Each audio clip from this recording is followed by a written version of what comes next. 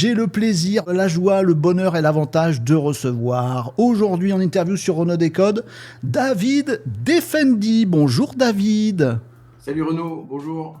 Est-ce que tout le monde entend bien David? Bonjour David. Vous allez me confirmer les amis que vous l'entendez bien dans les commentaires parce que c'est lui qu'il faut entendre aujourd'hui plutôt que moi. Bonjour David, on nous dit dans le commentaire. Très très bien, très très bien. Eh ben c'est parfait les amis, ça a l'air de bien fonctionner. C'est ok pour tout le monde. Alors tu as déjà des questions avant même que tu sois là. David, merci beaucoup d'être là. Je t'ai sollicité pour que ce soit clair avec tout le monde, pour que tu viennes faire un petit tour en live sur Renaud Décode. Déjà parce que ton parcours mérite qu'on s'y intéresse quand on s'intéresse à des trucs. Voilà. D'autre part parce que tu as 12 métiers et 12 casquettes. Pas là aujourd'hui, mais j'adore ça. Et ensuite parce que tu es un peu à la croisée des chemins. T'es un peu c'est comme ça que je te vois, l'homme orchestre au milieu de tous les sujets qu'on aborde régulièrement ici. Le bouleversement de l'intelligence artificielle, l'impact de l'IA sur les créateurs, sur l'industrie du cinéma, sur l'industrie du livre. Je vais essayer de te présenter à tout le monde et puis tu compléteras bien sûr tout ça avec des positions sur le droit d'auteur, sur l'IA et des activités autour de l'IA avec 100. Bref, je me suis dit, on va passer un bon petit moment ensemble. Est-ce qu'il nous faudra pas 3 émissions? Je sais pas. Mais on est tranquille, là, ensemble, et on va discuter de tout ça. Je vais me permettre, pour te faciliter la vie, de commencer par dire des bêtises sur toi. Non, je vais te présenter à tout le monde dans les grandes lignes pour qu'on puisse te situer pour ceux qui te connaissent pas. Et puis, s'il te plaît, tu me corrigeras et tu me compléteras par rapport à ce que je vais raconter. Donc, David Defendi, les amis, trouvable sur les réseaux sociaux, sur LinkedIn, etc. David est... et plein de choses, alors j'ai du mal, voilà, et est issu d'une famille qui l'a baigné dans tout ce qui est le renseignement, un peu de banditisme, un peu de DST, un peu, voilà, voyage aux États-Unis aussi pendant plusieurs années, mais j'ai pas trouvé trop d'informations là-dessus. Qu'est-ce qui s'est passé? Est-ce que c'est secret? Je ne sais pas, si tu nous diras. Et puis David est surtout écrivain avec plusieurs ouvrages à son actif, surtout dans ce domaine-là d'ailleurs, puis scénariste avec notamment petit Emmy Award pour la série Braco sur Canal+. David a totalement contribué à tout ça. Donc écrivain, scénariste, renseignement et aussi maintenant entrepreneur de la tech. On dit ça maintenant pour se mousser un petit peu, puisque depuis 2019, si je ne me trompe pas, David est le fondateur de Genario. Retenez cette date 2019 parce que c'était avant la hype de l'IA. Donc j'ai des trucs que je veux comprendre aussi là-dessus. Donc Genario, c'est une plateforme d'écriture et de production hybride avec l'intelligence artificielle, avec plusieurs entrées. Là aussi, on a envie d'en savoir plus et de comprendre. Donc David va nous expliquer tout ça, beaucoup de métiers et puis des prises de parole autour de l'avenir de la création à l'heure de l'intelligence artificielle. Tout ça. David, sur quoi j'ai tort? Qu'est-ce que j'ai oublié? J'ai envie qu'on parle à la fois de ton parcours, tes positions sur l'IA et de Genario. Je te laisse me dire, compléter ou corriger tout ce que j'ai raconté à toi. Écoute, c'est parfait. T'es tout parfait. Je pourrais rien rajouter. À peu près, il y a beaucoup de choses en même temps qui forment une cohérence en fait. Hein. C'est aussi la création. C'est surtout la création qui m'intéresse. Mais oui, ouais. T'as nommé toutes les entrées. Ok, j'en ai oublié un, je m'en rends compte, c'est une période journaliste aussi à Marseille, enfin bref, Globetrotter. J'ai envie de commencer par ça justement. Toi, tu vois une cohérence, alors c'est bien parce qu'il y a des gens qui font 12 000 trucs et ils savent plus quelle est la cohérence entre leurs différentes casquettes. Toi, t'en vois une. C'est quoi qui t'anime en fait? Où tu vas dans ce joyeux monde avec toutes ces activités? Est-ce que ça a un sens? Est-ce que ça a un petit feu intérieur qui se dirige quelque part? Oui, c'est comprendre ce qui se passe. Tout simplement, comprendre ce qui se passe dans le monde. Ouais, voilà. Et donc, on utilise plein d'outils de journalisme, d'écrivains, de romanciers, d'entrepreneurs, de renseignements. Il y a plein de choses qui permettent de comprendre le monde, mais c'est une envie, une soif de connaître. Ok, c'est marrant que tu le vois comme ça, parce que du coup, nous, de l'extérieur, on te voit comme un producteur de quelque chose. Et toi, tu... Ben oui, bien sûr. Lecteur, pour mieux produire, il faut lire beaucoup. Et lecteur du monde pour comprendre ce qui se passe, pour pouvoir créer des choses qui vont peut-être toucher des gens, parce que... il y a des angles du monde qui m'intéressent plus que d'autres. Ok, bah écoute, ça me va très très bien. Alors je vais régler un tout petit peu le son pour que ce soit confortable pour tout le monde parce qu'on me demande de te monter un petit peu. Je sais pas si tu peux le faire aussi un peu de ton côté. Ça marche. Ouais, ce sera parfait. Si tu peux Eh ben c'est super, voilà, impeccable. Donc sur ton parcours, j'ai parlé de différents trucs. Donc famille dans le renseignement, on a le droit de le dire ça en ligne.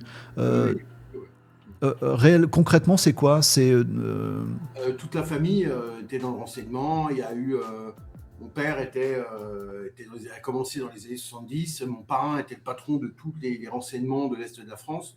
C'était l'époque, années 70, attentats terroristes, mais ce qui n'a pas changé en fait, hein, ok, l'époque est la même. C'était les terroristes, et puis bon, j'ai raconté ça dans quelques romans. J'ai ouais, détaillé ça dans les romans que j'ai écrits. ouais, Comment mon père, il avait infiltré les groupes terroristes, et évidemment, il les faisait faire, alors, pour les manipuler, en même temps, les renseignements les flics sont là pour arrêter les truands, les renseignements sont là pour les recruter. Et quand on recrute les truands, ça dérape souvent. Et donc, t'as le droit de dire ça, David. Franchement, franchement, si je me fais ban, c'est de ta faute. on n'est pas en Iran, on a de la chance de ne pas être en Iran. Ou dans certains pays dictatoriaux, on a de la chance d'avoir la liberté de parole. Bien Autant en sûr. profiter à plein et en profiter au maximum. Ok. Est-ce que dans ce parcours entre ce milieu dont tu t'es servi après en tant qu'écrivain pour faire tes recherches, le journalisme et ce que tu fais maintenant, est-ce qu'il y a eu des ruptures à certains moments? Est-ce qu'il y a un moment où tu te dis, tiens, là j'arrête, je quitte les États-Unis, je rentre en France, je deviens journaliste? Pourquoi? Qu'est-ce qui s'est passé? C'est peut-être un peu intime comme question, donc tu réponds à ce que tu veux, mais je suis curieux, en fait, je suis toujours intéressé par les ruptures dans la vie professionnelle ou dans la vie tout court des gens, parce que souvent ça dit beaucoup d'eux. Est-ce que tu as Ouais. vécu ça? Ben, j'ai jamais fait de choix. En fait, les Hein? ruptures se sont faites malgré moi, et la vie est beaucoup plus intelligente que moi. Et il suffit de suivre un petit peu les choses, et là, je ne vais pas faire des choix parce que je me connais moins bien que la vie me connaît. Donc la vie fait les choix pour moi, et c'est vrai qu'elle marche par rupture. Mais on voit ça, c'est superficiel les ruptures, parce que derrière, en fait, c'est la même personnage, c'est les mêmes choses qui me poussent à m'intéresser à des domaines différents, mais toujours avec le même regard, ou en tout cas toujours le même désir d'apprendre. Ok, c'est un sujet de scénariste en fait. Je suis en train de me rendre compte, après t'avoir posé les questions, d'avoir un même personnage avec des ruptures. Non, je sais pas. J'y connais rien en scénar. Si, si, D'ailleurs, bah, c'est ça? finalement, on parle de trajectoire. En fait, il y a des trajectoires faites par rupture. Dans les structures dramatiques, c'est très important, les ruptures. Ouais. Mais il faut une motivation intérieure du personnage qui soit quand même solide. Dans une histoire, tu es obligé de ramasser ça à une trajectoire. Mais la vie est beaucoup plus riche que le cinéma. Et donc, dans la vie, on a beaucoup plus de trajectoires que dans le cinéma. Ok. Et aujourd'hui, tu te définis en tant que quoi? T'es toujours écrivain, t'es toujours scénariste, t'as encore des projets, ou t'es uniquement entrepreneur de la tech avec Génario qu'on va voir tout à l'heure, ou autre chose? Je sais pas s'il faut se définir, mais si tu le devais, tu dirais quoi? Bah, là, la tendance en ce moment, c'est la création. Vraiment, entrepreneur, c'était super. J'ai commencé très tôt. En fait, Ouais. avec Louis Manès, on a commencé en 2017-2018 à vouloir s'intéresser à l'IA pour le cinéma et pour la littérature. Et là, je passe une étape où j'ai une équipe super autour de moi. Et c'est vrai que je me concentre sur la création de films et la création, véritablement, la nouvelle création. C'est-à-dire comment utiliser l'IA pour créer euh, des nouvelles manières de faire de l'art. Et ça m'intéresse plus que tout en ce moment. Et je pense que ça va m'intéresser pendant pas mal d'années, plusieurs années. Et là, c'est la production, la fabrication de films. Alors, film, quand on dit film maintenant, c'est pas vraiment des films cinéma en fait, hein, parce Mhm. qu'on est à l'intersection de pas mal d'arts différents, mais c'est la création qui va m'intéresser, pas d'une entreprise, parce que c'est fait, puis ça tourne, mais Mhm. plutôt de films, revenir à mes amours un peu braco ou Ah oui? romans, Ok. revenir par la création, pas des romans, pas des films, mais une nouvelle création qui sera faite avec l'intelligence artificielle. Ok. Pour toi, pour d'autres, avec d'autres, toi tout seul, comment Non, tu c'est un vois? collectif. On est tout Ouais? un collectif. On n'est jamais tout seul. Le romancier est tout seul, mais il est quand même avec son Ah. éditeur. Et on s'intéresse aux gens, mais en fait, croire d'être tout seul, c'est un peu une illusion. Parce que quand on écrit un roman, on va dans les bistrots, on rencontre des gens, on parle avec des gens. Donc c'est toujours la somme de plein de rencontres. Et c'est jamais soi. Alors on met un nom pour définir le Hmm. romancier, on met un auteur pour définir ça. Mais dans la réalité, c'est toujours collectif, une œuvre d'art. Et là, d'autant plus avec l'IA, où il faut des ingénieurs, il faut des producteurs, des réalisateurs, il faut des scénaristes, il faut toute une équipe autour pour pouvoir construire une œuvre. C'est pas comme le cinéma avec 200 personnes, mais c'est pas comme le roman avec 2-3 personnes. Donc on est un peu entre les deux. Ça, Mhm. c'est plus ça du théâtre, au collectif d'artistes. Ok, ok. Et l'IA a sa place là-dedans. Alors, pour toi, ça a l'air assez. T'as l'air d'être droit dans tes bottes et très aligné par rapport à tout ça. Bon, clairement, sur Renault Décode, je fais de procès d'intention à personne, mais je constate quand même qu'ils ne sont pas nombreux, les gens qui sont à la fois des créatifs, que ce soit écrivains, enfin, peu importe l'art, et qui ne soient pas révoltés contre l'intelligence artificielle. Parce que risque, parce que les acteurs vont disparaître, parce que le doublage va disparaître, parce que les comédiens sont remplacés par l'IA. C'est assez rare, là encore de nos jours, d'avoir des gens aussi qui comprennent ce qu'est l'IA, où ça va, ce qu'elle fait, aussi ce qu'elle ne fait pas, en tout cas l'IA actuelle. Toi, j'ai l'impression que, pour autant, tu te prononces sur différentes choses, mais en même temps, t'es nuancé. Alors nuancé, voulant pas dire c'est fade ou c'est pia, mais au contraire, pas techno-béa non plus, mais pas catastrophiste non plus, et t'avances. Quelle est ta position, enfin pas ta position, mais au-delà de tes projets, quel est ton regard sur ce qui se passe en ce moment dans les métiers des créateurs et avec l'intelligence artificielle? Est-ce qu'on doit flipper, pas flipper? Comment les gens comprennent ça? Quelle est ta vision de cette chose-là? Il faut avoir peur. C'est clair. Il faut avoir peur? Il faut avoir peur. C'est essentiel d'avoir cette prudence. C'est essentiel. Moi, l'IA vient aussi du renseignement militaire et j'ai vu ce qui se passe avec le renseignement militaire sur l'IA. Je viens de là et c'est terrifiant et vertigineux ce qui va arriver, ce qui arrive déjà. Et donc, il faut s'inquiéter. Ça, c'est la première chose à faire quand on veut commencer à s'y intéresser à l'IA. On ne peut pas arriver dedans en disant c'est fantastique, on y va et on y va à fond. Il faut toujours garder ce premier... C'est pas un a priori, mais on sait très bien que ceux qui vont profiter des grands outils, l'IA, c'est militaire, ça n'a rien à voir avec Internet. La création d'Internet et de la bulle Internet, l'Internet, c'était des gens, des geeks qui s'amusaient, et après la guitare électrique, ils prenaient leur ordinateur à San Francisco et ils s'amusaient à faire des entreprises. Là, l'IA, c'est militaire. Il faut le savoir. C'est dès le départ, c'est quelque chose qui est détenu par des États, par des infrastructures étatiques, et donc extrêmement dangereuse, parce que l'IA a tendance à centraliser le pouvoir, à être très monopolistique et à être un outil de contrôle puissant. Donc, c'est déjà les infrastructures IA, et on le voit entre la guerre entre Trump et Xi et la Chine. C'est pour ça que la bulle est superficielle, parce que il y avait 400 ogives nucléaires en Russie, 400 ogives nucléaires aux États-Unis. C'était une bulle, mais elle n'a pas éclaté, la bulle, parce que c'était militaire derrière. Donc, le nucléaire, il y avait des investissements dans le nucléaire. Donc, déjà, c'est avoir peur. Ensuite, il faut aussi être totalement admiratif du génie des ingénieurs qui ont débarqué. Alors, on pense à DeepMind, qui est quand même, je pense à Sabis, qui est quand même le génie. Moi, j'ai commencé le jeu de Go quand il a battu le champion du monde de Go, et quand DeepMind a fait ça, pour moi, ça a été un véritable déclencheur. Et que j'adore les jeux d'échecs, les jeux de Go. Et ça, c'est vrai que ça a été fondamental pour moi, où je me suis dit, alors ça y est, moi j'adore la littérature cyberpunk, donc qui est aussi importante. Et je me suis dit, ok, ça y est, c'est parti. 2017, c'était parti. Alors, Lequin avait déjà fait le deep learning à cette époque-là. Tout était en train de se construire pour le grande vague et le grand tsunami qui survient en ce moment. Et ça, on peut être qu'admiratif par le génie scientifique, parce que j'adore les mathématiques, j'adore la science. Et ça, on peut admirer Einstein et séparer ça de la bombe nucléaire. On peut admirer des grands scientifiques et séparer ça de l'utilisation militaire des trains. On peut admirer l'invention des trains sans penser à Auschwitz, en disant bah oui, mais c'est quand même Auschwitz, donc on va critiquer les trains parce qu'il y a eu Auschwitz. Donc il faut toujours avoir un regard double, et il faut être admiratif, parce qu'au niveau créatif, c'est absolument incroyable ce qui arrive en ce moment au niveau créatif avec l'IA. Ok. Et voilà. Donc tu situes ta peur, comme tu dis, et tu dis qu'elle est scientifique aussi, cette peur. Il faut voir de qui ça vient, et tu as plus peur de qui ça vient, pourquoi, et ce que ça donne comme effet qu'autre chose. Et donc, on revient à la logique de... l'IA est un outil, la question c'est de savoir entre quelles mains et pourquoi faire, elle est là. Maintenant, moi, je reviens un petit peu de cette image aussi, parce que on en a parlé récemment avec plein de choses qui ont pu se développer à droite à gauche, notamment les ingérences idéologiques, politiques, avec des IA qui sont plus orientés par leur patron, qui est copain du patron des States, etc. Tu vois de quoi je veux parler. On se dit, oui, tant qu'on se dit l'IA c'est un marteau, c'est un outil, utilisez-le pour bricoler, pas pour taper sur votre prochain et tout se passera bien, on oublie que outil, ça peut vouloir dire aussi une arme. Voilà, on met pas forcément un revolver chargé non plus dans toutes les mains. Il y a quand même ce truc j'y reviens parce que je vois aussi aussi les impacts sociaux et sociétaux.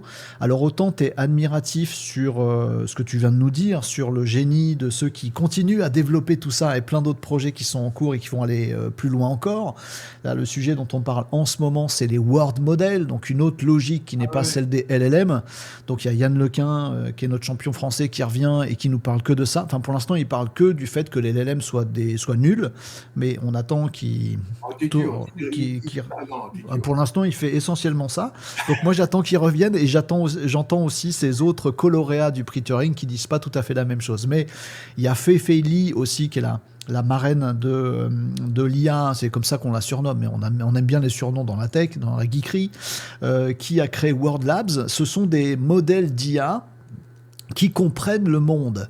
Et peut-être que tu seras sensible à ça, et j'aimerais savoir si tu es du côté j'ai peur ou si tu es du côté, comme tu l'as dit, je suis admiratif de ça. Les world models, tu files une image et on est capable de dire avec cette image, je caricature grave, mais en gros c'est ça, bah, cette vieille photo, je comprends que ça c'est au premier plan, un scénariste comme toi ça doit lui parler sur plein de choses, ça c'est au second plan, là je vois un personnage et puis bah, je pourrais faire bouger virtuellement une caméra à l'intérieur de ça parce que je comprends ce monde tel qu'il est, voire je comprends dans quel état sera cet environnement-là au bout de 3 secondes ou de 8 secondes après une interaction ou une autre. En gros, les capacités de l'IA à générer des films, non pas comme aujourd'hui en générant des images pixel par pixel, l'image suivante, mais à comprendre le monde qui nous entoure et à se dire bah, je vais pouvoir écrire des histoires, est-ce que ça va pas piquer ton boulot? Et est-ce que c'est un progrès en plus d'être une innovation? Il y a deux questions. Ouais, la question des world models par rapport aux LLM, c'est clair que les LLM, ils ont atteint un plafond et qu'ils atteignent un plafond. Et ça, Lequin, en diagnostic, il a raison enfin, à mon opinion, de voir que les LLM, à un moment donné, plafonnent. Alors, il y a des grands effets d'annonce de AGI par Sam Altman ou le type de Claude, mais c'est plus du marketing pour faire des levées de fonds que du réalité. Donc, il y a quand même un passage de on va faire l'AGI, on va faire une intelligence artificielle générale. Ça, c'était pour lever des fonds. Je pense que dans les faits, avec les LLM, ça va être très très compliqué d'y arriver. C'est presque impossible. À mon avis, encore une fois, je ne suis pas ingénieur, je ne suis pas codeur, c'est difficile, on fait juste des hypothèses. Et je pense que le gars, alors il crache dans la soupe parce qu'il a été dedans avec les LLM, il a contribué à la création quand même. Alors il est peut-être un peu dur, j'ai peut-être pas vu les interviews que tu as vues, je l'ai senti un peu révolté contre Facebook, contre Meta, qui essaie de rattraper. Mais maintenant, je pense que oui, il a raison d'aller dans cette direction, parce que c'est pour nous le cinéma, si on parle artistiquement, c'est clair que le monde de la physique, les LLM ont beaucoup de mal à le comprendre et c'est très compliqué. Donc, Bien sûr. Le monde de la physique extérieure, c'est-à-dire le mouvement de la gravitation, la vitesse, la gravitation, c'est quelque chose de très complexe. Bien sûr. Voir les personnages bouger, les cascades de voitures, ou même quelqu'un marcher dans une pièce, les LLM, c'est très compliqué. C'est très lourd et ils sont pas faits pour ça.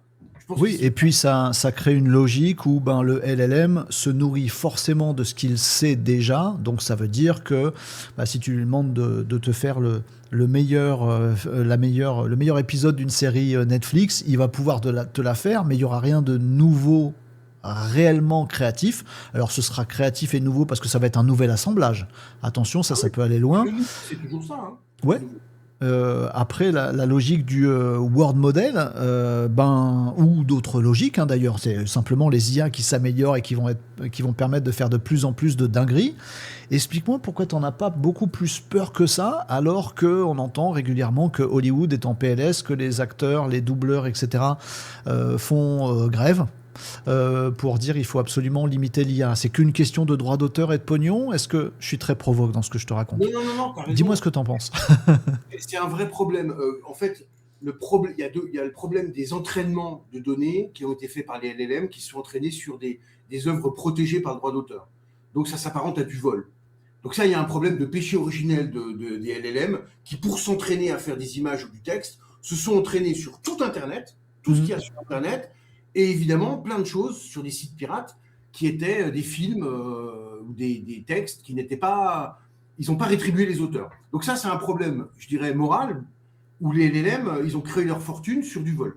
Mais ça, on connaît les pays. Hein. L'Amérique a été fondée aussi sur les fondations de l'Amérique a été fondée sur plein d'atrocités. Hein. Je ne parle pas d'Amérique du Sud, mais d'Amérique du Nord. Elle a bon dos la culture. Ils sont comme ça les Américains. Non, alors on a parlé, juste pour info, fin de semaine dernière, je crois, on a parlé aussi du dernier développement qui était du côté de chez Nvidia, hein, qui crée aussi ces modèles.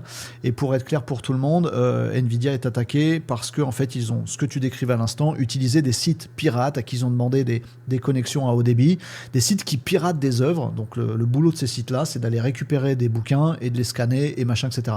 Et Nvidia s'est servi là-dedans. Donc distinguez bien tous le fait que il y a des données qu'on vous donne, qu'on laisse en libre accès, qui sont gratuites. Les IA peuvent se servir dedans. Ah oui, mais du coup, elles ont regardé ce qu'on a fait nous. Oui, mais il n'y avait pas de droit dessus, ni de payant. De logique qu'on commence à voir apparaître, mais qui existe depuis le début, qui est de dire, bon non, je vais carrément dans le piratage. Là, c'est de l'exploitation de piratage.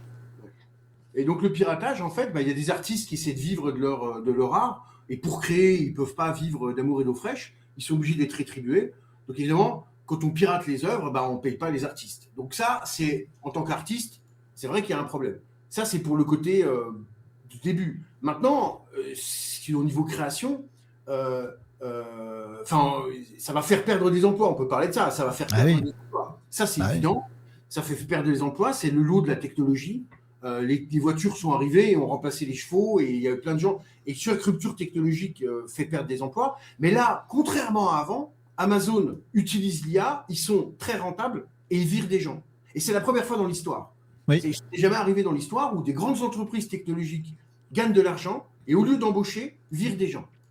Est-ce qu'il faudrait tout arrêter pour éviter ça? Tu peux pas, c'est pas possible. Derrière toi, tu vas t'adresser. Adresse-toi au mec de la CIA puis leur dis écoutez les gars, c'est pas bien, arrêtez. Non, alors on n'a qu'à leur laisser à eux, après tout, c'est fait pour eux. Et puis pas le mettre dans le grand public, comme ça remplace pas d'emploi, on continue comme ça. Soyons clairs, je fais l'avocat du diable, je pense pas un mot de ce que je raconte. C'est pour relancer David. Mais en fait, là il y a une telle guerre entre la Chine et l'Amérique qu'ils ont besoin de monétiser et de rentabiliser leurs dépenses faites par l'État, les infrastructures militaires. Donc ils vendent. C'est des outils militaires, OpenAI, ChatGPT, Claude, ça c'est des outils carrément qui vont servir la NSA, qui vont servir, Kling va servir les militaires chinois. Donc il faut savoir qu'on est complice d'un vol au départ et qu'on est complice aussi de cette chose. Bon, c'est cette complexité. Alors est-ce qu'on arrête tout? Alors on peut partir dans le Larzac et puis arrêter toute la technologie et se dire je veux plus être complice. Et c'est cohérent et pourquoi pas? Et franchement, oui, il y a une cohérence là-dedans à dire. Qu'il y a un grand mathématicien qui a fait ça au début du siècle. Il a dit, moi, je ne veux pas être complice du réappareil milito-industriel, donc j'arrête de faire les mathématiques, j'arrête la science, je pars dans le Larzac. Pour ceux qui veulent continuer, il faut créer. Et un emploi menacé à Hollywood, après, on ne peut pas se sentir... Le péché originel, je ne suis pas croyant, je ne crois pas en Dieu, je ne crois pas au péché, et on nous a déjà fait le coup du péché originel, souvent. C'est que vous êtes tous coupables, la fin du monde approche, mais votez pour moi et puis je vais peut-être vous sauver. Ouais. Et ça, c'est un truc qui monte vachement de culpabilisation des gens. Sur tout ce qu'on fait, on est coupable. Je suis coupable de manger de la viande, je suis coupable de faire de l'IA, je suis coupable... Et donc, la culpabilité devient toxique et ça crée des problèmes assez graves en psychologie chez les gamins de maintenant, qui se sentent malades, en fait, coupables, anxieux, parce qu'ils sont responsables de la terre qui brûle, ils sont responsables de l'IA. Donc, attention de ne pas tomber dans la névrose avec ce discours culpabilisateur et d'empêcher les gens d'être artistes au nom « Ah, mais vous êtes complice des vols. Ah bah non, il ne faut pas le faire. » Donc, il faut rester conscient de ce qui se passe, mais en même temps, y aller à fond dans la création. Il faut y aller à fond. Ou alors, on part dans le Larzac, mais il faut y aller à fond. Alors, il faut y aller à fond, c'est-à-dire qu'il y a plein d'artistes qui débarquent. L'industrie du cinéma va se... De toute façon, les gens ne vont plus au cinéma de moins en moins et ne regardent plus la télé. Donc, elle n'a pas attendu l'IA pour s'effondrer. Et il ne faut pas inverser les choses. C'est que, déjà, la télé n'intéresse plus les jeunes et le cinéma n'intéresse plus les jeunes. Et ils remettent la faute sur l'IA. Mais non, ils sont peut-être devenus moins intéressants qu'avant. C'est un accélérateur quand même ou ça n'a rien à voir selon toi? Un accélérateur?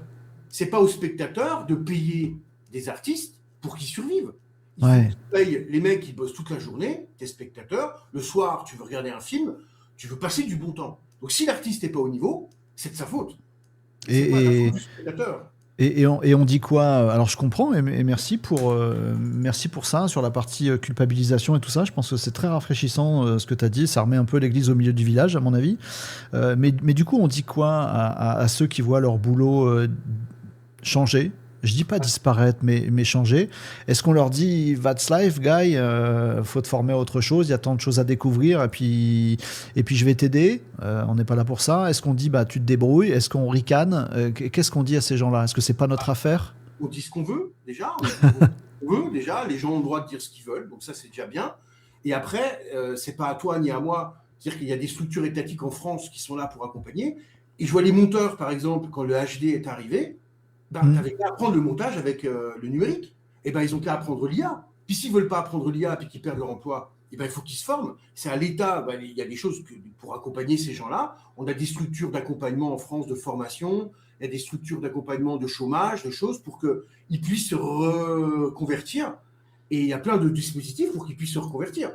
Mais Oui. ils ne peuvent pas empêcher des gens d'arriver et de créer au nom de leur emploi. Parce que sinon, on tombe dans un truc, des camps, des goulags russes en disant ah bah attention, l'artiste, il doit être utile à la société. Ouais. Alors, si tu fais de l'IA, tu détruis les emplois, donc on va interdire l'IA au nom des emplois. Ça n'a rien à voir. Ok. L'artiste doit être totalement libre et maintenant aux autres de s'adapter. Et il ne faut pas oublier un truc important, c'est que tous les artistes sont payés par le spectateur. Et que notre entre-soi du milieu du cinéma, notre entre-soi de la télé avec des structures, oui, mais nous les voix off et tout, ils veulent interdire l'IA, mais il ne faut pas oublier que c'est le spectateur qui n'a plus envie de regarder leurs œuvres. Donc, à un moment donné, si les spectateurs ont fait des œuvres IA qui vont les réintéresser au cinéma, eh ben, que le meilleur gagne. Ok. C'est un milieu élitiste. Ok, mais ça me va bien et ça rebondit à un commentaire. Je surveille les commentaires là de tout le monde en live. N'hésitez pas à poser vos questions d'ailleurs en live pour que je les relaie à David. Et il y a une réflexion de Stéphane de tout à l'heure justement qui rejoint ce que tu viens de dire. Il dit moi je pense qu'un jour on va pouvoir générer nos propres films à la demande en choisissant l'acteur que l'on veut dans le film et il sera rétribué par le fait que nous allons payer le fait d'intégrer cet acteur et il sera payé éventuellement au vu de ce qu'il peut au vu, enfin voilà, si l'œuvre est un succès, bah du coup il y aura du pognon en gros, il y aura de la rétribution et on pourra faire tourner le truc, ce qui peut être un énorme changement, un nouveau système économique. En France on subventionne beaucoup, enfin on va pas verser dans la politique, mais c'est quand même une rupture. Alors toi toutes les institutions en France vont accompagner ce changement. Ouais. Oui, le CNC, toutes les infrastructures françaises ils veulent accompagner ce changement, ils sont prêts. On a un écosystème assez brillant en France. Ouais, cool. Contrairement aux apparences, parce qu'on se plaint tout le temps. Ouais. Franchement, ils suivent. Et moi, je vois, on se sent vraiment poussé pour faire des belles choses avec tout le système français. Donc, il n'y a pas d'inquiétude. Il n'y aura pas de frein, en fait, en France. Ok, cool. D'ailleurs, le CNC a sorti son programme 2026 là, et il a encore évolué par rapport à 2025 pour ceux qui s'intéressent à tout ça. Et il fait la part belle, par exemple, aux créateurs de contenu sur YouTube pour faire des œuvres originales. Alors, ce qui est un peu ballot, c'est que, voilà, je ne vais pas m'énerver de nouveau, mais nos députés ont voté avant-hier que tout ça ne profiterait pas aux moins de 15 ans. Parce que voilà, faut qu'il reste con, ce serait dommage, en jetant le bébé avec l'eau du bain, donc en interdisant les réseaux sociaux. Mais voilà, effectivement, David a vu juste. Et si ça vous intéresse, allez voir le dernier programme CNC avec plein de choses qui peuvent accompagner les créateurs, ceux qui veulent se monter en équipe pour faire des productions un peu plus balèzes, ceux qui veulent faire des documentaires. Il y a de l'aide pour faire des belles choses. Donc voilà, tout ça va continuer. Et merci pour ces mots, David. Mais on a malgré tout, je me permets de rebondir là-dessus, une certaine rupture ou pas. Si je te pose la question différemment, toi qui es dans le milieu, dans tous ces milieux-là, que ce soit auteur, scénariste, et puis avec tes solutions dans la tech, d'ici, j'ai du mal à chaque fois à mettre un nombre d'années, 10 ans, 5 ans, 10 ans, assez loin vu le rythme auquel tout ça se passe. On aura quoi comme œuvres sur le marché? Elles seront faites comment? Par qui? Est-ce que ce sera très différent d'aujourd'hui ou pas tant? Ce sera très différent. Mais la rupture dont tu parles, à mon avis, elle est aussi forte qu'entre le Moyen-Âge et la Renaissance italienne. C'est-à-dire que pendant 1000 ans, c'est-à-dire que la rupture, elle est tellement forte, en fait, que ça va bousculer la civilisation en elle-même. C'est la Ah civilisation ouais, qui va changer. C'est pas une transformation, c'est pas l'apparition du numérique. On n'est pas ok. à l'apparition de l'Internet ou de l'ordinateur. C'est beaucoup plus puissant, l'IA. C'est quelque chose de puissant. La question qu'a fait Stéphane, c'est ça, juste avant, Ouais, sur la création de l'œuvre individuelle. Ça veut dire quoi? Ça veut dire que l'auteur disparaît et le spectateur disparaît. Parce que si spectateur devient auteur en même temps, tu ouais. mets à bas tout l'humanisme qu'on a connu depuis 500 ans, qui était basé sur l'apparition de la signature d'un artiste. Pendant tout le Moyen-Âge, il n'y avait pas de signature d'artiste. Il n'y avait pas. Il n'existait pas l'auteur. Ça Ouais. apparaît à la Renaissance italienne, où Léonard de Vinci, Raphaël, Michel-Ange commencent à signer et à être artistes. Et à ce moment-là, le principe du droit d'auteur qui vient des Lumières apparaît. C'est l'humanisme. Mais là, l'humanisme est en train de s'écrouler. C'est fini. C'est-à-dire que si à un moment donné, tu n'as plus l'auteur qui présente une œuvre à un spectateur, mais que le spectateur lui-même va pouvoir créer son contenu en direct Mhm. et vivre, et le contenu va se créer, générer en temps réel par rapport à ses datas et à ses goûts, et à sa réaction des yeux ou de la bouche quand il regarde le film, bah, tu fais voler en éclats la séparation entre auteur et spectateur. Ok. Donc, toute l'infrastructure de philosophique des Lumières vole en éclats. Et ça veut dire beaucoup de choses au niveau politique, Mhm. au niveau scientifique. C'est des changements dont l'humanisme est mort, comme Dieu est mort après la Renaissance, quand on a dit bah, Galilée qui fait le télescope, il dit bah, non, la Terre n'est pas au centre de l'univers, c'est le Soleil. Ah bon? Et là, il met à bas 2500 ans de pensée politique, enfin, de pensée philosophique. Là, c'est pareil, on dit bah, en fait, l'homme, il y a peut-être des IA qui vont être beaucoup plus inventives et créatrices que les meilleurs artistes au monde. Comme Ouais. au jeu de Go. Quand j'ai commencé, c'est le jeu de Go, les IA sont meilleurs que les meilleurs joueurs de Go du monde. Bah, bientôt, les IA seront meilleurs que les meilleurs artistes. Mhm. Alors, t'as dit quoi de l'artiste après? Là, ce que je veux dire, c'est un changement qui est d'une telle force qu'il faut se Ok. préparer à ça et il faut anticiper parce que les dérèglements, les guerres de religion sont apparues juste après la Renaissance. Et là, on avait une époque, un âge sombre, parce que l'humanité n'est pas préparée à cette blessure, à remettre en question tout ça. Donc je pense que oui, on va vers un âge sombre, parce que l'humanité n'est pas prête. Comme les curés du Moyen-Âge n'étaient pas prêts à lâcher le pouvoir pour les humanistes. Là, les humains, ils ne sont pas prêts à lâcher le pouvoir pour des robots. Les humains, ils ne Euh, veulent pas laisser. Chers amis, notez que David est aussi bercé par le monde cyberpunk et que ça lui fait pas peur, lui. Il est plutôt exalté là-dessus. On peut comprendre, ça peut faire flipper plein de gens. Mais non, non, mais je te rejoins et j'aime beaucoup l'analyse que tu viens d'apporter sur ce que tu viens de dire et le fait que qu'est-ce qui va compter demain? C'est l'œuvre en elle-même, en fait, moins que. C'est ça, c'est l'œuvre en elle-même. Est-ce qu'elle vit sa vie, elle, au-delà de qui en est l'auteur et la place des droits d'auteur dans tout ça? Parce que T'oublies. Voilà, on t'oublies. oublie. C'est fini. Bah, de toute façon, c'est lié à les droits d'auteur, les machins. Les gens n'ont rien à foutre. Alors pour quelle raison on va créer si c'est pas pour le pognon? Alors là, à mon avis, le pognon. Non, si on n'en vit pas. Je veux dire, si les artistes n'en vivent plus, ça devient compliqué, non? Ou alors ils vont en vivre parce que leur œuvre vit, est vue et réseaux sociaux, il y a de la pub? La notion de travail, elle est obsolète. Tu peux pas penser le travail avec l'IA, c'est fini.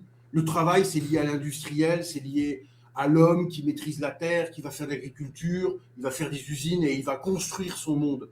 Tout ça est en train de s'écrouler et c'est fini. Les robots vont faire des choses mieux que n'importe quel ouvrier, mieux que n'importe quel intellectuel. Là, Capgemini, ils vont virer 1400 personnes pour les conseils. Si tu veux conseiller, tu veux faire un conseil sur une entreprise, mais tu prends Claude, tu prends des trucs qui te fait des analyses 10 fois plus pertinentes que le meilleur des analyses de McKinsey. En artistique, quand tu vas avoir des IA qui vont réussir, peut-être dans les années qui viennent, à faire des œuvres d'art beaucoup plus puissantes que n'importe quel grand Spielberg ou Tarantino. Tu crois à ça? Alors, bah oui, c'est certain. Ouais. Bah, bien sûr. Donc l'auteur Tarantino, on mettra ça au musée, on ira voir, mais c'est fini.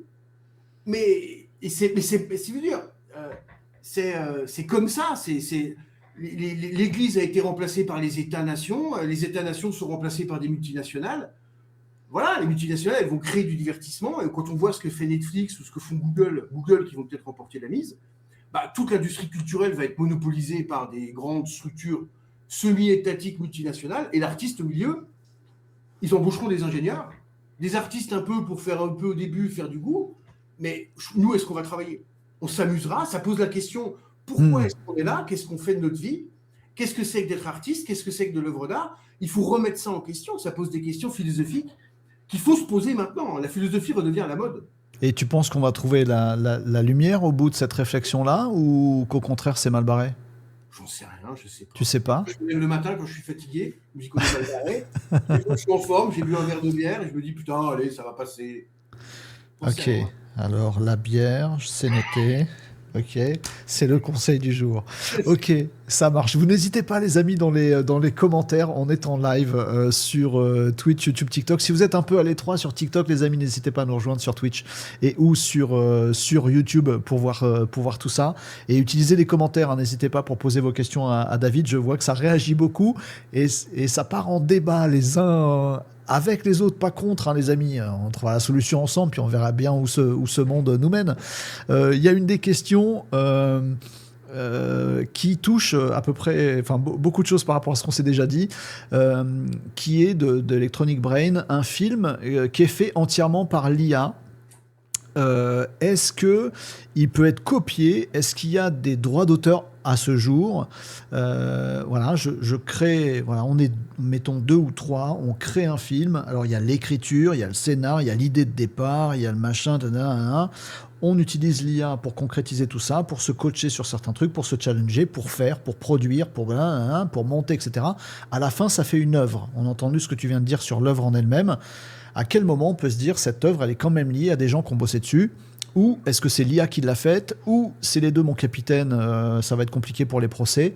Qu'est-ce qui se passe dans tout ce sac de nœuds?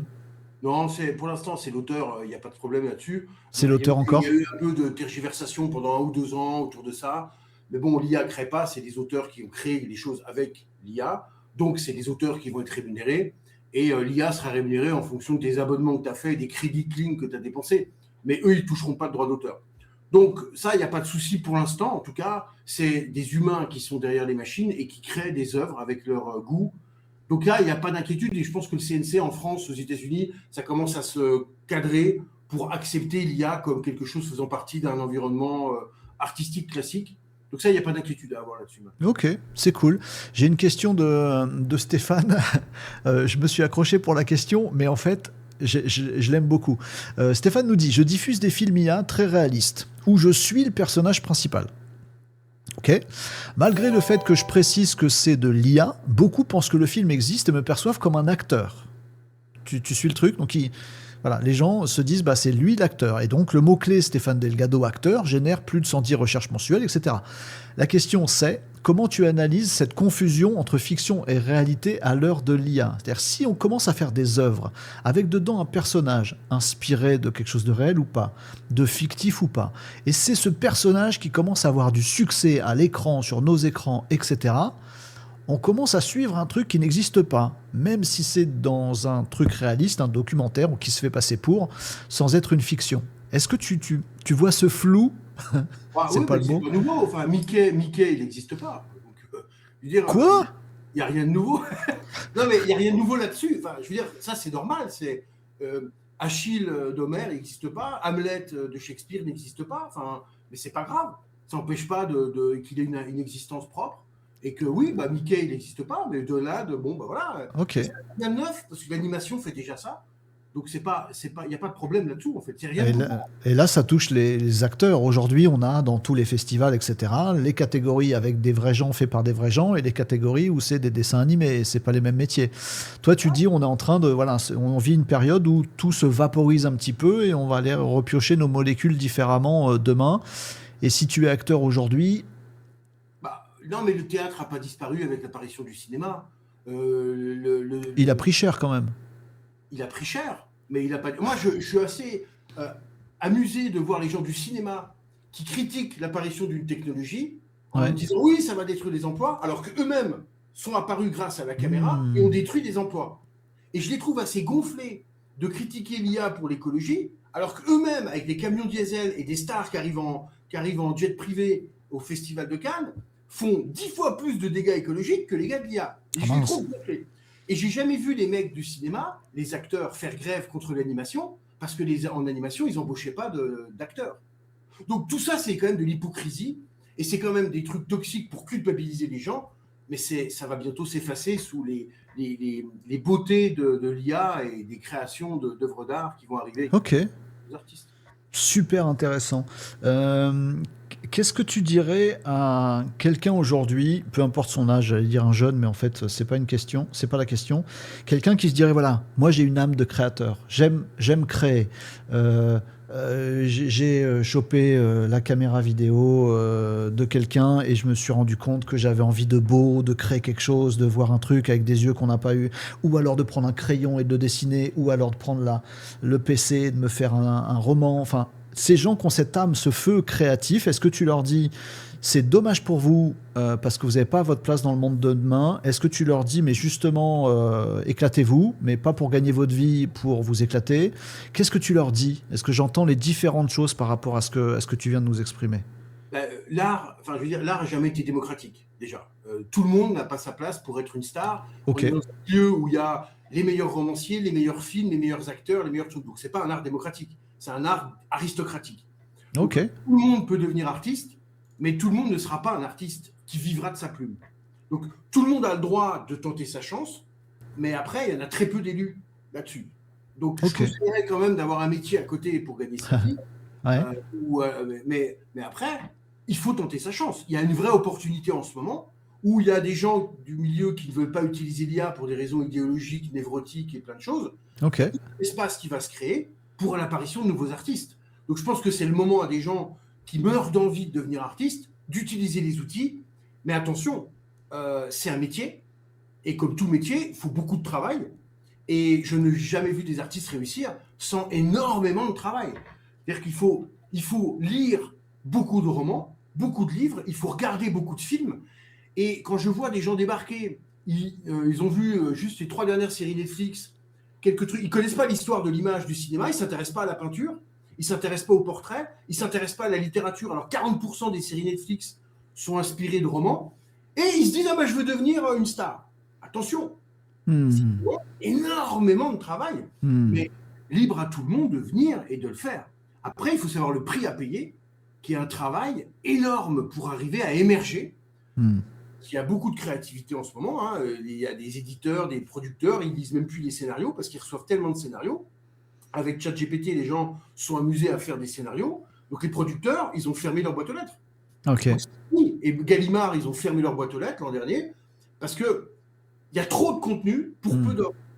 Non, il y a trop d'offres pour peu de demandes. C'est-à-dire que Ouais, compris. toujours quelques bouquins, quelques films qui cartonnent, et il y a 1000, 2000, 3000 demandes pour une place.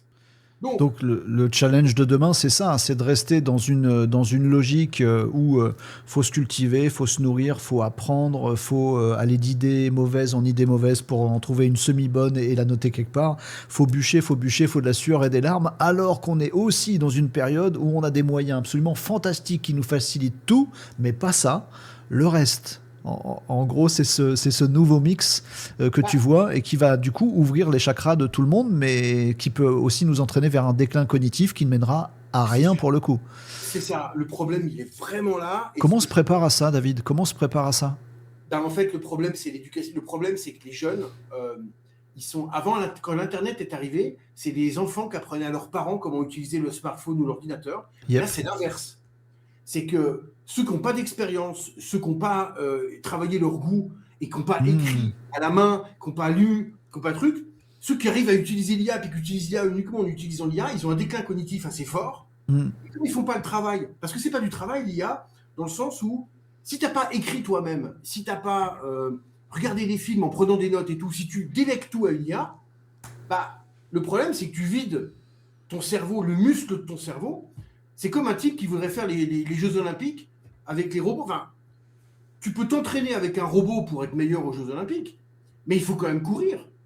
Et les gens qui veulent faire des livres avec l'IA ou des scénarios avec l'IA ou des films avec l'IA, s'ils n'ont jamais tenu une caméra dans leurs mains, s'ils n'ont jamais écrit avec un crayon de papier une histoire, c'est très très dur en fait le gap.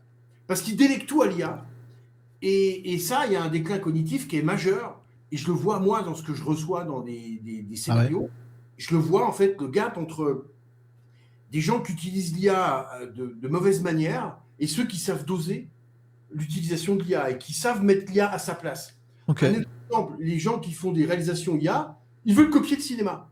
Donc en fait, ils font comme le cinéma au début du siècle, ils copient le théâtre. Au début, il y avait les caméras, ils filmaient le théâtre, et on disait, ah bah c'est du cinéma. Ben non, il n'y avait rien de cinéma, en fait, on filmait le théâtre. Là, je vois tous les réalisateurs IA arriver, et ils rêvent de faire un Ridley Scott 20 fois moins cher. Ah bon, on Donc, va faire de la science-fiction, et on va faire des trucs.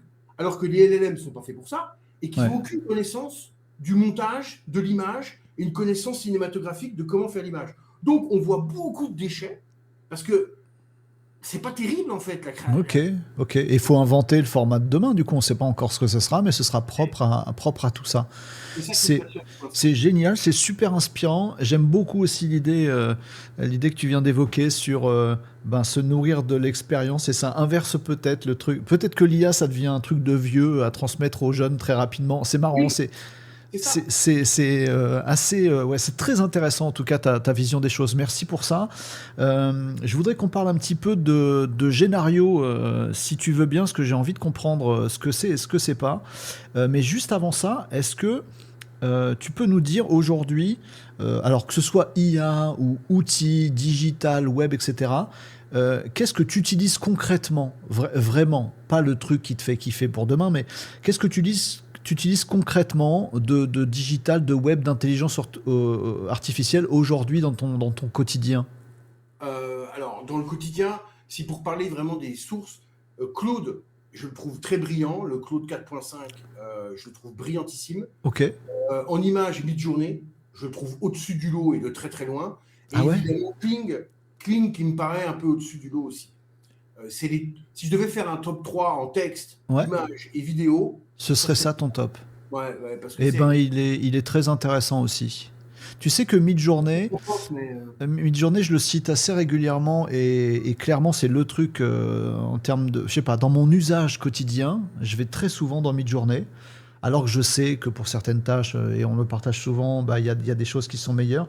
Midjourney a ce petit parfum d'inspiration, je sais pas, c'est un non, mais voyage. la qualité de l'image, elle Ouais. est. J'ai Et, testé tous les open source, hein, tous les trucs open source, tous les trucs. ok. Et puis, tu peux pas automatiser dans une API Midjourney. Enfin, mais Hmm. les ingénieurs, d'ailleurs, feraient bien de se méfier d'un truc parce qu'en ce moment, tout veut être automatisé et automatisable. Ouais. Les pipelines cinéma, je vois beaucoup de gens qui se disent ah bah je vais brancher de l'open source pour des raisons idéologiques, je vais brancher des API parce que c'est pratique et technique, et on Ouais. oublie en fait la qualité artistique, Ah, oui, intrinsèque du truc. Ok. intrinsèque du truc. Et en fait, on part sur des chemins qui nous hors sujet. Et pour faire un film, c'est la qualité esthétique. Et donc, il y a des mid-journées, Ouais. avec tous ses défauts, il n'a pas d'API. Voilà, il est quand même au-dessus du Ouais. lot. Ok. Et Bah, l'open source, c'est bien de l'avoir cité parce que c'était le premier et aujourd'hui dans l'usage c'est encore ton premier. Tu as des automatismes, des automatisations, tu parlais de ça à l'instant, des trucs que tu automatises? bien sûr. Ouais, ouais, on travaille, mais on a pas mal d'ingénieurs. On a des ingénieurs ingénieurs. Et dans la production de films, la fabrication de films, c'est le cœur de métier de Génario. On a une application, c'est Vitrine, c'est sympa. C'est fait pour les scénaristes. Enfin, c'est pour tous les distributeurs et les producteurs qui l'utilisent. Il y a TF1, Canal, RT, enfin, il y a beaucoup de. Les grandes chaînes qui ont pris des abonnements pro pour pouvoir analyser des textes et tout ça. Donc, ça, c'est le texte. Mais on a pris derrière du Claude. Il y a du Claude, il y a du OpenAI. Nous, on n'a pas construit des LLM, donc on fait une architecture dans le site, dans l'application. Alors je Mais vais, je vais, je vais partager à l'écran Génario parce que je veux bien que tu nous en dises, enfin que tu nous fasses le brief de Génario parce que il y a Génario, il y a une app, il y a un studio, il y a production. Ça fait quoi? alors, il y a trois choses. Il y a Génario, c'est une application, surtout pour les distributeurs, producteurs, scénaristes, et ça permet d'analyser, de créer des scénarios, de faire des choses un peu plus précises que ce que font Claude ou ce que font OpenAI, parce Ok. qu'on utilise leurs modèles et on les fine-tune, on les travaille derrière Ok. et par-dessus. Il y a le côté prestation qu'on fait, qui est le studio, et en fait, on a travaillé de films de Daniel Jaoui, pas mal de films en ce moment sur lesquels on travaille, et des gros films, et on fait des scènes de foule, des scènes là-dessus, et on travaille pour des commandes, et donc on fait Ah, un peu donc là c'est vraiment de la production de scènes de cinéma à de intégrer cinéma. dans des œuvres. Ok, compris. Là, on a des outils internes, des pipelines internes qu'on a créés nous-mêmes, qui sont que pour nous et qu'on ne met pas dans le commerce. D'accord. C'est Et il y a full IA ou pas que? pas fou, non, ça dépend en fait. Il n'y a pas que du full IA, il y a de l'hybride dedans, il y a pas mal d'hybrides. D'accord. Et après, il y a un troisième modèle qui est la fabrication de films, et c'est ce qui me passionne moi personnellement en ce moment. C'est créer des films, inventer la nouvelle grammaire, ne pas copier le cinéma, devenir mature en fait et arrêter de vouloir copier le cinéma comme seule référence. Il faut s'en détacher, il faut se servir. Et là, c'est créer des films. Et là, c'est pareil, on a des pipelines internes qu'on construit pour ces films qui m'apparaissent, pas les films de demain, mais en tout cas, ce qui m'apparaît comme une création intéressante à montrer pour adapter. Là, j'ai Salammbô de Flaubert derrière moi. Il y a pas mal d'œuvres que je vais, auxquelles je m'attaque. Les tiennes aussi? À Foulia, complètement Foulia. Mais par contre, il y a une narration qui sera différente de celle du cinéma et des vidéos. Et ça se joue dans l'écriture du scénario même. Hein. L'écriture du scénario n'est pas la même. Ah ouais? Il y a des chants contre chants et des choses. Toutes les mauvaises habitudes qu'on a prises dans le cinéma, j'essaie de m'en détacher. Et là, de créer des œuvres. C'est passionnant. Alors j'ai vu qu'il y avait un de tes bouquins aussi présenté sur le site qui servira de matière première, j'imagine aussi. C'est ça? C'est l'histoire, ouais, c'est l'histoire des L'arme à gauche? L'arme à gauche, ouais. Ok. Je suis en train de le faire et c'est un bouquin d'espionnage et un polar. Ok, cool. Mais effectivement, je vois aussi des autres exemples. Tu parlais de Salammbô et on attaque quand même des œuvres qui sont pour le coup pas des œuvres connotées cinéma ou IA ou machin. Et tu parles de nouvelles grammaires de l'intelligence artificielle. Est-ce que tu saurais m'aider à comprendre ce que ça veut dire? Parce que vous avez ceci de caractéristiques des boîtes noires, les créatifs, c'est-à-dire qu'il se passe un truc dans vos têtes et on ne le voit pas, même en regardant très très près. Donc je comprends ce que tu dis sur la nouvelle grammaire. Théâtre, c'est du théâtre. Filmer du théâtre pour le mettre à la télé, autant aller au théâtre, ça n'a pas d'intérêt. Nouvelle grammaire, cinéma, peut-être que la télé est une autre grammaire. Toi, tu imagines une nouvelle grammaire à inventer demain. Ça veut dire quoi? C'est une question de construction, de rythme, d'histoire, pas d'histoire, d'image, de place des... Qu'est-ce que c'est? Alors, il y a toujours une histoire. C'est en fait, tu racontes toujours une histoire avec un début, un milieu, une fin, avec des personnages qui vivent une histoire d'amour, confrontés à l'amour ou à la mort. Hein. Le polar et l'histoire d'amour, voilà, c'est 80% des productions. Donc, on a toujours ces structures. Mais ça, c'est des structures dramatiques qui débordent le cinéma, qui sont des grammaires qui sont dans le roman, dans le théâtre, dans le cinéma, qui sont dans l'opéra, qui sont... bon, ça, c'est des... Par contre, la grammaire du cinéma, je parle... Le montage et le chant contre chant, ouais. Il a une certaine possibilité. C'est la caméra, c'est un outil industriel qui capte le réel, qui capte le monde. L'IA, c'est un outil cognitif. Et donc, ça veut dire une chose importante en fait, c'est que la caméra, elle est liée aux jambes et aux bras. Tu vas filmer des gens qui marchent, tu vas filmer la vie quotidienne, des visages, parce qu'on est dans le monde réel en fait. Et ça sent les usines de charbon, quoi, la caméra. C'est vraiment le monde réel et très comment je dirais, primaire, en fait. Ouais, ok, je vois ce que tu veux dire. L'IA, c'est un outil cognitif. Donc, je te donne un exemple. Quand tu as un guerrier qui a il y a une guerre et il a vécu un truc post-traumatique, au cinéma, qu'est-ce qu'on fait pour exprimer ça? Le type s'énerve et on va faire des flashbacks pour montrer quand il a perdu son meilleur pote. Ouais. Et le flashback, il est parfaitement réaliste, comme si le mec se souvenait de son trauma de manière parfaitement réaliste. Mais les dernières avancées des neurosciences ont montré qu'en fait, il y avait du déni, il y avait des fragments de bouts de choses. Et en fait, la manière de montrer le trauma, il s'apparente beaucoup plus à l'expressionnisme américain ou à des choses du cubisme. Et dans les dernières avancées des neurosciences, mais je parle de 2024, ça, l'IA, elle est capable de le faire. Génial. Et la caméra n'est pas capable de le faire. Donc en fait, on va ressentir l'émotion, bien la sûr, tristesse, la joie, la peur, mais pas forcément avec du figuratif, ok, mais avec un espèce d'art. Alors il faut s'intéresser beaucoup à la peinture, et donc parce que le but c'est de faire éprouver les émotions, pleurer ou rire. Hein. On revient à Aristote, ça c'est toujours pareil. On veut faire, c'est un bon film, si tu as rigolé bien, tu t'es bien marré, ou si tu pleures à la fin, ça c'est un signal que ça marche. À un moment donné un truc qui marche. Donc on est toujours dans ces mêmes systèmes, de faire pleurer ou de faire rire, mais par contre on utilise une autre grammaire pour arriver au même résultat. Et génial. Cette grammaire-là, elle est due à l'outil en lui-même, donc il faut penser l'outil, ce qu'il a de différent avec la caméra, et pas juste copier la caméra, comme je vois ce qui se fait, on fait un festival, d'ailleurs on a fait un festival, je vois beaucoup d'œuvres IA qui se font, et j'alerte, c'est pas que j'alerte, c'est que j'attire l'attention sur le fait qu'il y a aussi des chemins qui vont sûrement intéresser le spectateur, parce que le spectateur et les chaînes de télé et tout ça, l'IA qui voit arriver, on voit des gens qui s'émerveillent devant leur création IA parce que ça ressemble à peu près à du Ridley Scott, sauf que le jeu d'acteur, c'est même pas un première année MJC à Dijon d'acting. C'est que les meilleures réalisations d'IA en acting, c'est mauvais. Mais comme eux, ils n'ont pas l'habitude de voir des bons acteurs ou ils ne savent pas diriger des acteurs, bah, évidemment, ils s'émerveillent devant leur propre création, sans comprendre que leur création est bien... Alors peut-être qu'elle coûte 100 fois moins cher qu'un film, mais elle est moins bonne. Elle est 2 fois moins bien. Donc elle sera jamais financée. Et elle ne sera pas regardée. Parce qu'on on va comparer leur œuvre avec de Ridley Scott. Ok, super clair et je te remercie beaucoup. J'ai compris, j'ai pigé. Quand tu parles de nouvelle grammaire, ton exemple était fabuleux, j'ai exactement pigé. Mais du coup, c'est super inspirant parce qu'on se dit, bah ouais, on a des... C'est pas même pas qu'on repousse des limites, c'est qu'il y a un nouveau champ créatif qui s'ouvre et tu l'as super bien illustré. Un grand merci pour ça. Je vois l'heure qui tourne, les amis, n'hésitez pas si vous avez d'autres questions. J'ai essayé de couvrir et de m'assurer que c'était à peu près couvert dans nos échanges. Les amis, ce que vous me disiez, ce qui a été mis en avant par les modos, un grand merci aux modos dans les commentaires. Ouais, c'est inspirant, on est bien d'accord, je parcours rapidement les commentaires. Ok là-dessus, est-ce que tu as des recommandations, alors que ce soit des pensées et des conseils, ou que ce soit des œuvres, des films, des bouquins, etc. Est-ce que tu as des recommandations pour ceux qui veulent explorer ce dont on parle depuis tout à l'heure? Est-ce que tu as vu des choses à droite et à gauche où tu t'es dit, tiens, voilà, là, si on veut s'y mettre un peu intelligemment dans tout ce genre de choses, c'est ça qu'il faut lire ou voir ou regarder ou entendre? Il faut regarder la peinture. Si j'avais un conseil à donner, c'est qu'il faut bien connaître la peinture. L'apparition du portrait qui va changer la grammaire et l'apparition après de l'art abstrait. Et je pense que regarder des films, évidemment, et lire des livres, lire des romans.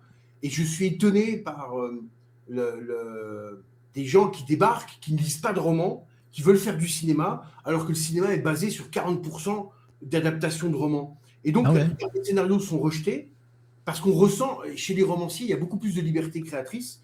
Et il faut regarder la peinture et s'intéresser au roman. Et c'est la première chose, de lire énormément, et d'écrire avec ses mains, de prendre un stylo, d'écrire, de mémoriser des choses. L'IA, c'est génial, j'utilise tous les jours, mais ne perdons pas la connexion avec la chair, avec le réel. Enfin, avec le réel. C'est le réel aussi, l'IA, mais ne perdons pas la connexion avec l'organique. Il faut garder les pieds sur terre. Et on ne peut pas créer une œuvre d'art fantastique si on a perdu pied avec le stylo, avec la peinture, avec la sculpture, avec des choses qu'on peut toucher ou qu'on va expérimenter avec notre corps. C'est pas qu'avec les yeux, c'est aussi les odeurs. Donc il faut pas oublier les fondamentaux, surtout pas. L'IA va révolutionner, va inventer un nouvel art, mais ça sera toujours la fille du théâtre, du cinéma, de la littérature et de la peinture. C'est sa fille. Et donc, c'est pour ça qu'il faut l'accueillir avec joie et pas la rejeter, parce que je vois des gens qui accueillent leurs enfants en voulant les rejeter puis les mettre à l'orphelinat. C'est le cinéma avec les créateurs IA. Je vois des mecs qui veulent foutre leurs gamins à la DAS, ce que je trouve assez triste.